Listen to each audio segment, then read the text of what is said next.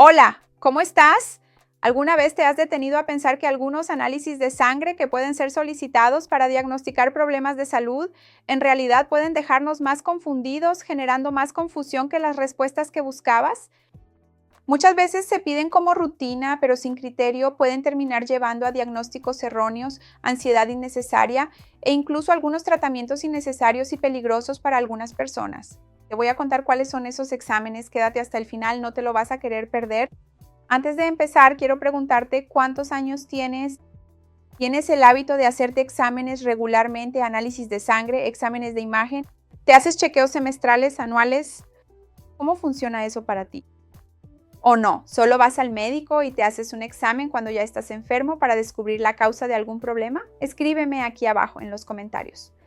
Si te gusta y confías en mi contenido, si apoyas el canal, te voy a pedir que le des like al video. Eso es muy importante para mí. Y si aún no te has suscrito, tengo videos nuevos todos los días, seguro que te van a encantar. El primer examen de nuestra lista es ese test de alergia alimentaria IgG que muchas personas se hacen en el consultorio. A veces en el consultorio médico, a veces en el consultorio del nutricionista o del nutriólogo, en el que la persona se hace un examen para determinar si tiene una alergia o una intolerancia alimentaria en IgG. Y mucha gente cree que este examen va a mostrar qué alimentos le hacen daño a esa persona. Pero la verdad es que no existe evidencia científica de que este examen de IgG compruebe su utilidad. En realidad, que compruebe esa alergia o esa intolerancia. Las principales sociedades de alergia de Europa y de Estados Unidos ya se han posicionado en contra de este tipo de examen y el problema es que este examen puede dar falsos positivos, es decir, puede decir que tienes alergia al gluten, a la lactosa, a la proteína de la leche, a mariscos, a varios alimentos específicos. Terminas eliminando estos alimentos importantes de tu dieta por tu cuenta, lo que puede causar primero deficiencias nutricionales y ansiedad en algunas personas. Y todo esto sin necesidad. Entonces, la indicación clara es que cuando hay una sospecha real de alergia, debes acudir a un médico, a un alergólogo y realizar exámenes confiables de alergia, como la prueba cutánea o la medición específica de IgE para obtener un resultado fidedigno para ti. El segundo examen son los anticuerpos antitiroideos, anti-TPO. Este examen aparece bastante en los chequeos de muchas personas. Pero el problema es que hasta el 20% de la población sana puede tener un anti-TPO sin presentar ninguna enfermedad. Entonces, esta es una cuestión que siempre debe ser considerada. Esto significa que un resultado alterado por sí solo no indica necesariamente un problema de tiroides si no tienes alteraciones en el T4 o el T3. Este examen solo tiene sentido para analizar si tienes sospechas de tiroiditis de Hashimoto. Entonces, si ya has tenido alteraciones en las hormonas tiroideas, ya tienes otras cuestiones asociadas con tiroiditis de Hashimoto, antecedentes familiares y otros factores, el examen es un examen complementario para confirmar cuál es el tipo de problema de tiroides que tienes. No es para que lo hagas sin motivo, buscando problemas donde no los hay, especialmente si tus exámenes hormonales de la tiroides están correctos. El tercer examen es la prolactina. Este es un examen que suele confundir a muchas personas. La prolactina puede elevarse por causas muy diferentes.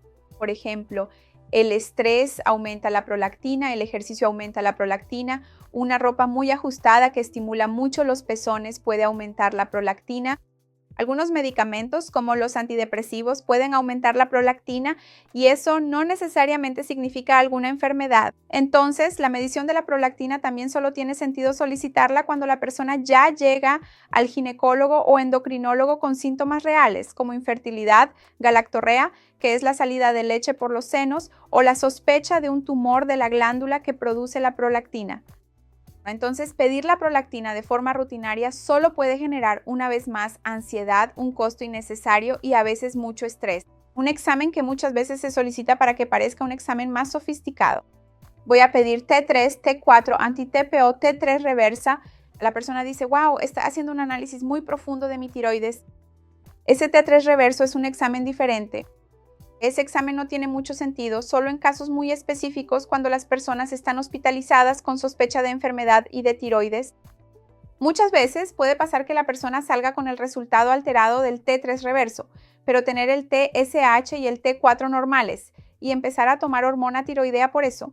Entonces, eso es peligroso. Sabemos que esa hormona sin necesidad puede causar arritmia, osteoporosis e incluso puede atrofiar tu tiroides que estaba funcionando bien y ahí sí haciendo que el paciente dependa de esa reposición para siempre.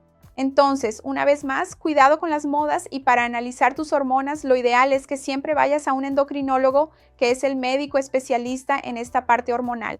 Otra hormona que muchas personas le piden al médico que solicite por miedo al cáncer es el antígeno carcinoembrionario, el CEA, porque es un marcador tumoral. Y entonces las personas dicen, voy a pedir ese marcador tumoral para ver si en mi cuerpo aparece que tengo algo. Porque si es un marcador tumoral, si sale elevado, ya sé que tengo algún tumor en mi cuerpo, tengo miedo al cáncer, ya tengo antecedentes en mi familia, ya tuve cáncer antes, entonces tengo miedo de que eso me pase a mí. Entonces puede dar un falso positivo si fumas, si tuviste una gripe, si tienes una inflamación muy elevada, incluso sin cáncer. Y también puede dar un falso negativo también porque hay algunos tumores que no producen este antígeno. Entonces, no necesariamente sirve como un método de rastreo. Es eficaz para la prevención del cáncer de colon, para el seguimiento de algunos tipos de cáncer. Pero, por ejemplo, hay gente que dice así, estoy muy preocupada por el cáncer colorectal, ¿no? Que hoy en día se está hablando mucho de eso, lo cual es bueno porque es un cáncer que está afectando cada vez a más personas jóvenes. Tengo videos hablando más sobre esto. Pero, por ejemplo, para el cáncer colorectal, el examen que deberías hacer es la colonoscopía, porque incluso si aparece algún tipo de pólipo o algún tipo de problema ahí, puede ser retirado y ya previene la formación de un tumor, de un cáncer. Entonces, simplemente hacerse un análisis de sangre y mostrar que tienes un marcador elevado de ese antígeno no necesariamente significa que tienes cáncer de colon, por ejemplo, cáncer colorectal. Entonces, lo más importante es que si ya tuviste cáncer, puede ser que tu médico, o si tienes cáncer, puede ser que tu médico utilice esto como un marcador para ti mismo.